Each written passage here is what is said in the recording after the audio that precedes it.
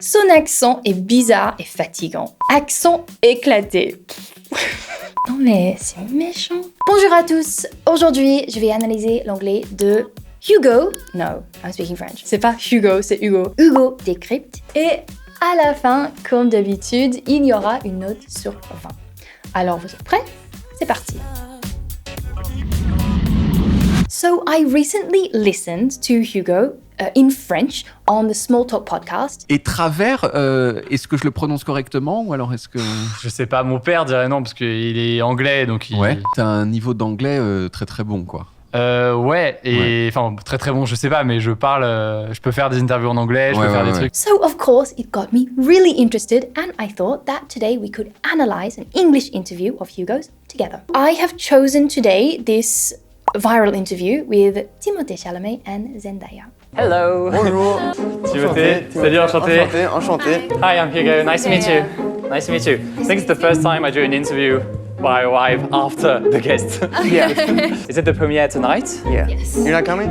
I'm not coming. I've seen it. Oh, you've seen it? okay. So I'm fine. Okay, so my first impression is definitely that Hugo has much more of a British-sounding accent when he speaks. I wouldn't guess straight away, unless I knew his name was Hugo, that he was French. I wouldn't guess that from his pronunciation. For example, you might have heard him introduce himself as Hugo. Hi, I'm Hugo. Not Hugo, so he has a really nice H. He also had a nice hello with an open H as well. Hello. He also said words like premiere, after, and saw in a more British way. An American would maybe say these more as premiere, after, saw. And I heard him pronounce the TH sound very, very clearly.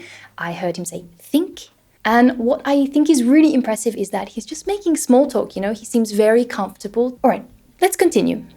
Yeah, it's great to talk to all of you. I'm not afraid to say it. You're two of the most talented actors in Hollywood right now. Zendaya, we find you in the amazing series Euphoria, in the Spider-Man movies, and today, of course, on June Part 2. Timothée, we discovered you maybe with The French Dispatch, or Call Me By Your Name, or Interstellar. Okay, so we can see Hugo speaking really very naturally here. I heard a couple of little mistakes, so let's talk about them. He said here at the beginning to Zendaya and Timothée that... Yeah, it's great to talk to all of you. All of you, here it is just two people. And in English, we have a very special word that we like to use for two people, and it is both. Here, Hugo should have said, it's great to talk to both of you today. And also a couple of very sort of advanced mistakes here.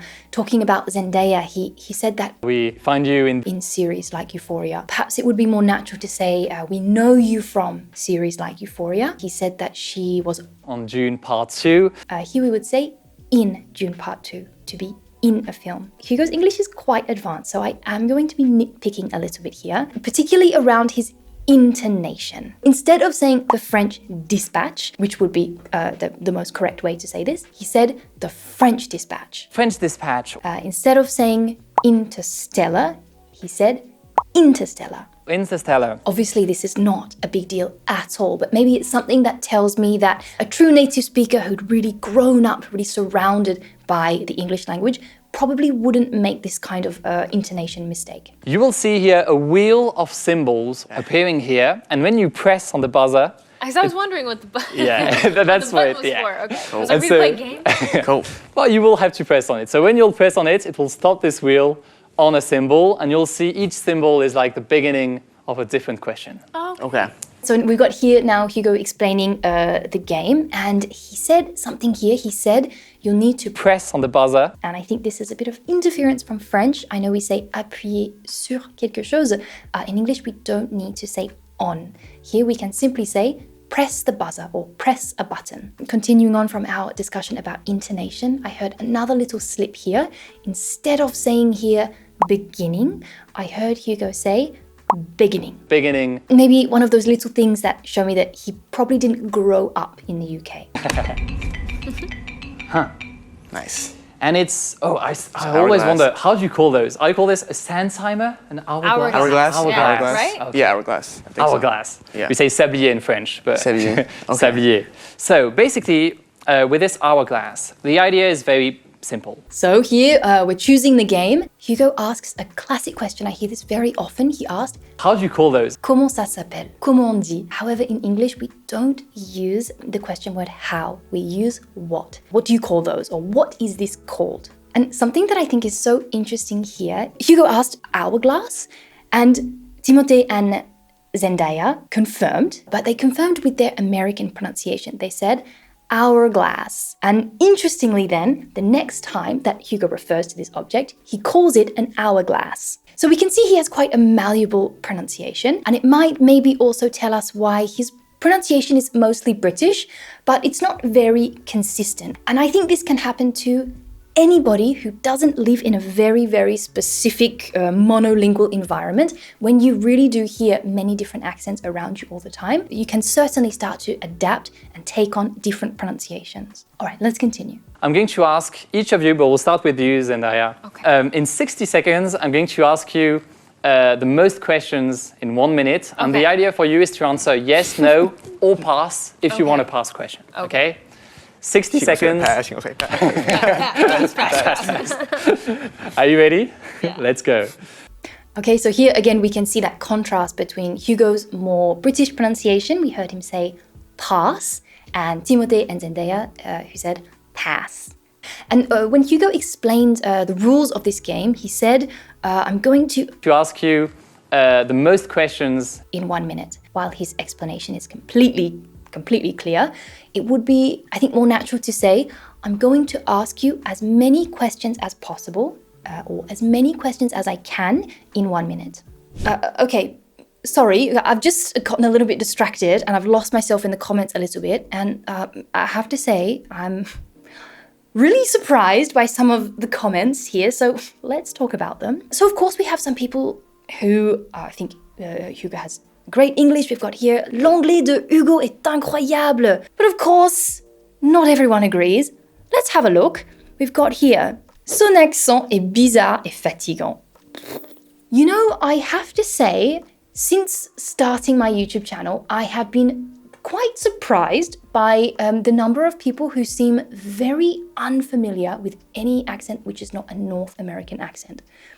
I think on one hand it's understandable because there is so much content that comes out of North America. But I think on the other hand it's also kind of surprising knowing that British English is still what is taught in the French education system. So maybe that's why old mate here thinks that Hugo's accent is bizarre et fatigant. I could not disagree more. Accent éclaté.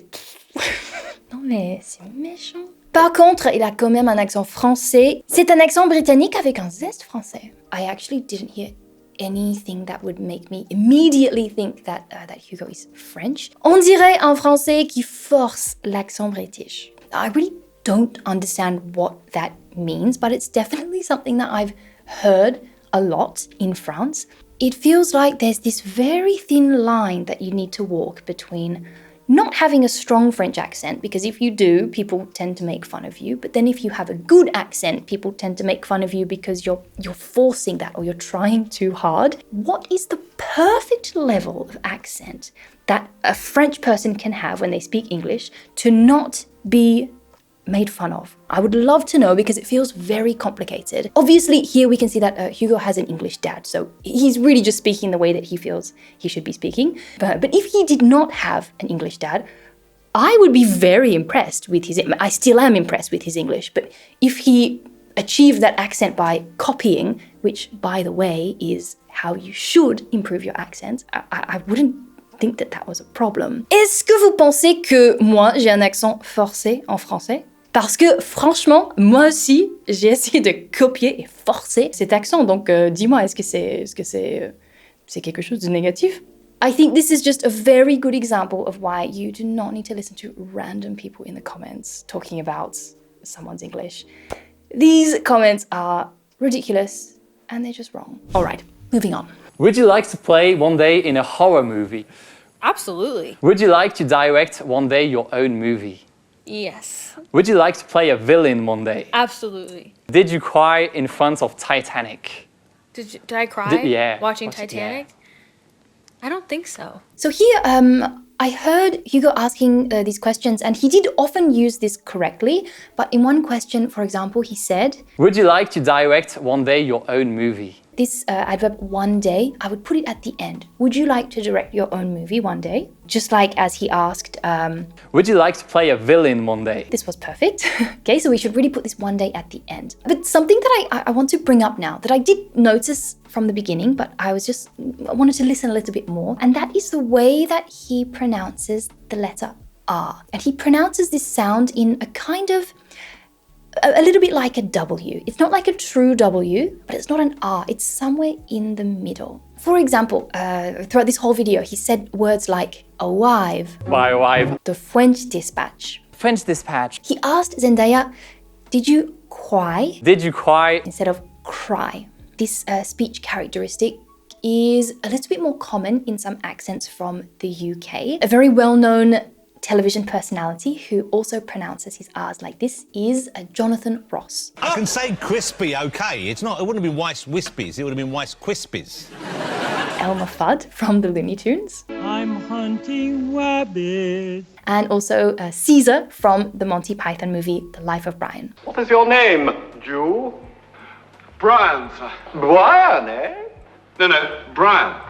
Ah! So what does it sound like to my ear when Hugo uses this kind of pronunciation? For lack of a better word, it sounds really cute, actually. I mean that in a really nice way. I don't mean that in a condescending way at all. It puts a smile on my face, and I think it's just maybe something that gives him a little bit of character when he's speaking. Because we told the AS Saint-Etienne that that you were coming here, and they were like, "Oh wait, This is my dad's childhood, like really. It's like his soccer fan. And so they offered They you. used to be, I mean, they're still a legendary team, but they used to be like really. They were like the legendary. big team at the time. Now people like to rag on them because now they, you know. And so they offered you. What? a little. Oh, sick, sick. Okay, something I think is interesting here is that Hugo actually uses the word soccer instead of football. So keeping in mind that his dad apparently is from the UK. Stop saying soccer. It's interesting that he still chooses to use the word soccer, which is more of a word used in North America, in Australia and Australasia. So we can